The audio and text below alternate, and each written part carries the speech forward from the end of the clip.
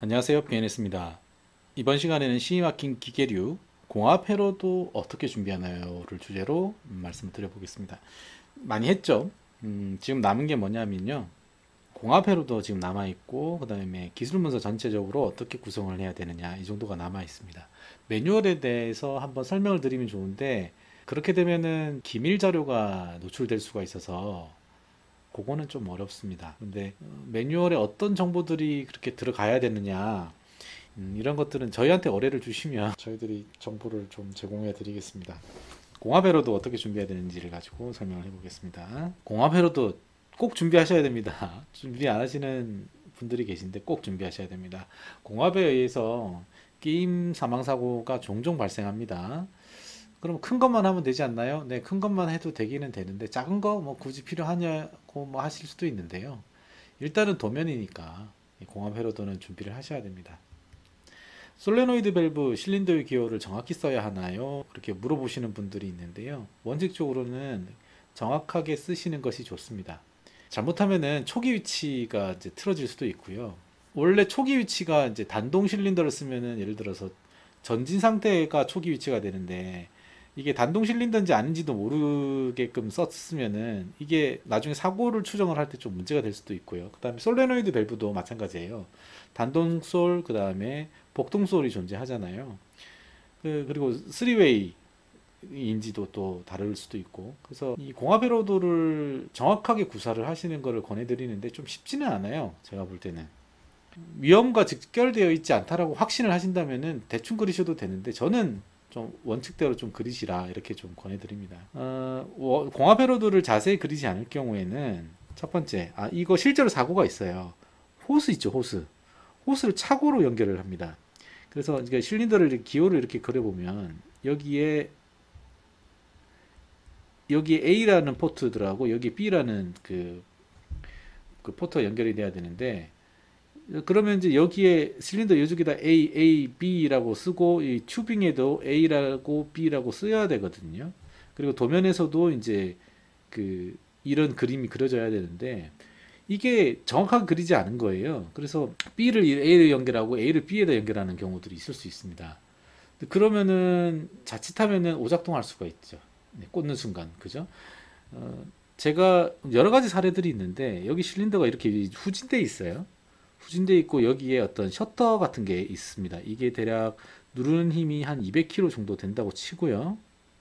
사람 깔리면 죽습니다. 여기. 자, 여기 이제 공간이 이렇게 있는데 작업자가 사람이 이 안으로 홀로 들어가서 이 실린더 말고요. 이 실린더에 연결되어 있는 솔레노이드 밸브가 있습니다. 솔레노이드 밸브에 여기에 솔레노이드 연결 전선 있잖아요. 요거를 딱 연결을 했는데 이게 선을 오결선을 해가지고 솔레노이드 위치가 바뀌고 그러면서 얘가 전진을 해가지고 흉부를 그대로 내리 누르는 일이 있었어요. 이 사망사고가 있었기 때문에 이런 경우에는 이제 사고 조사를 해서 누구의 책임이냐라고 하게 되면 공합회로도가 완전 무결한지 따지고, 그 다음에 여기에 라벨이 다 붙어 있는지 표식이 제대로 되어 있는지를 따집니다. 왜냐하면 이 사고는 오결선으로 인해서 생긴 사고거든요. 그러니까 오결선을 하지 않게끔 충분히 정보와 태그 이런 것들을 다 제공했는지가 핵심 사항입니다. 근데 만약에 그런 것들이 제대로 안 돼 있으면은 누구의 책임이다? 제조사의 책임이 됩니다. 어마어마한 사건이죠. 그래서 제가 자세히 그리라는 권유를 자꾸 드리는 거예요. 공합에 죽는 사람들 제법 있습니다. 손가락 잘리고 이런 사람들 제법 있습니다. 여러분들 간단하게 볼 게 아닙니다. 네, 그리고 더 문제는 뭐냐면 모터의 경우는 비상정지를 누르면 그래도 브레이크가 없다면 에너지가 빠지니까 이렇게 손으로 뺄 수가 있는데 공합 실린더 그게 안 돼요. 단동이 아닌 이상은 안 됩니다. 이 압을 빼주기 전까지는 손가락을 꼼짝도 못 해요. 그러니까 공합회로도 위험하다라는 생각을 가지시고 정확하게 그리시기 바랍니다. 그리고 솔레노이드 전선 커넥터, 공합 호스, 넘버링 태그를 부착해야 되냐요? 라고 얘기하시는데 부착하는 것이 맞습니다. 원칙적으로는. 안 하는 거 그냥 넘어간 거 그거 아닙니다. 부착하셔야 되고 명백하게 이게 기준에서 정확한 넘버링과 오결선을 예방하기 위한 조치를 하라라고 되어 있습니다. 당연히 하셔야 됩니다. 일이 너무 많아지죠. 그런데 저는 꼭 하시라고 말씀드리고 싶네요. 사람 목숨이 걸려 있습니다. 공합 기호를 모두 ISO 표준에 따라야 하나요? 라는 고 물어보시는데 꼭 그럴 필요는 없고요. 그런데 이제 이것이 단동솔인지 복동솔인지 그다음에 어느 쪽이 지금 실린더에 전진하고 연결되어 있는지 이 정도는 확인할 수 있게끔 해주셔야 되고요. 이렇게 밸브의 경우에 노멀 오픈이냐 노멀 클로즈냐 이 정도는 파악할 수 있어야 돼요. 그게 파악이 안 된다면은 그거는 이제 문제가 됩니다. 그리고 요거 ISO 표준을 따르시는 게 좀 편한 게 요새 SMC에서 보면 공합 회로도 그려주는 툴이 따로 나오잖아요. 그거 얼마나 편합니까? 근데 ISO 표준 안 따르고 도대체 무슨 기호를 쓰시려고 그러세요? 이런 기호 쓰시려고 그러시죠? 이런 거 쓰지 마세요. 이거 안 좋습니다. 이거 말도 안 되는 기호예요. 이게 이 밸브가 노멀 오픈인지 노멀 클로즈인지 어떻게 알아요? 여기 위에다 노멀 오픈, 노멀 클로즈라고 쓰면 그 다음에 이게 핸드 밸브가 있는지 없는지 어떻게 합니까? 정말 다양한 정보들이 있거든요. 공합의 기호에는. 그래서 웬만하면은 ISO 표준을 좀 따르시는 게 좋습니다. 네. 압력 설정값 같은 것들도 기재를 해야 되나요? 라고 물어보시는데 저는 이 설정값이 도면에 굳이 기재될 필요는 없는데 매뉴얼이나 기계 라벨로 설정값은 제시돼야 된다라고 얘기를 드립니다. 이거는 규격에서도 요구한 사항이에요. 설정을 해야 되는데 이걸 얼마로 설정해야 돼? 모르면은 과압 설정 또는 저압 설정이 돼서 이걸로 인해 사고가 날 수도 있습니다. 그래서 매뉴얼이나 라벨에 설정값을 제시하는 게 맞고요. 라벨에다가 하신다면은 저는 별도로 테이블을 이렇게 만들어 가지고요. 요거를 뭐 배전반 한쪽이나 기계 어딘가 붙여 놓으시길 권해드립니다. 매뉴얼에다가 사실 기재하는 게 제일 좋죠. 매뉴얼이 여러분들이 이제 좀 영세한 기업들의 경우에는 대충 만드시는데요. 매뉴얼이 사고에 대비하기 위해서 가장 중요한 문서입니다. 매뉴얼을 잘 만드셔야 돼요. 근데 한국은 아직도 매뉴얼의 중요성에 대해서 너무 과소평가하는 것 같아요. 공합 버퍼용 탱크가 들어갑니다.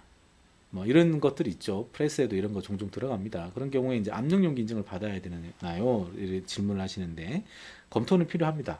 그 압력용기 중에서도 이제 그건 지금 공압이 들어가 있으니까 뭐가 되겠어요? 심플 프레셔 베셀이라고 합니다. 심플 프레셔의 베셀에 해당이 되고 SPV 디렉티브에 해당이 되고요. 그러면 이제 사이즈가 이렇게 있어요. 가로 세로 얼마, 최적 얼마 정도가 되면 가로 세로 대각선 얼마가 이상이 되면은 SPV 대상이 된다라고 하게 되고요. 그러면은 그게 인증을 받아야 될 수도 있고 자기선을 해야 될 수도 있습니다. 자기선을 하게 되면 또 뭐가 필요하겠어요? 기술 문서가 필요하죠. 압력용기 기술 문서의 핵심은 재료, 용접, 그 다음에 퀄리티 컨트롤 이 세 가지입니다. 그리고 계산서가 또 필요하겠죠.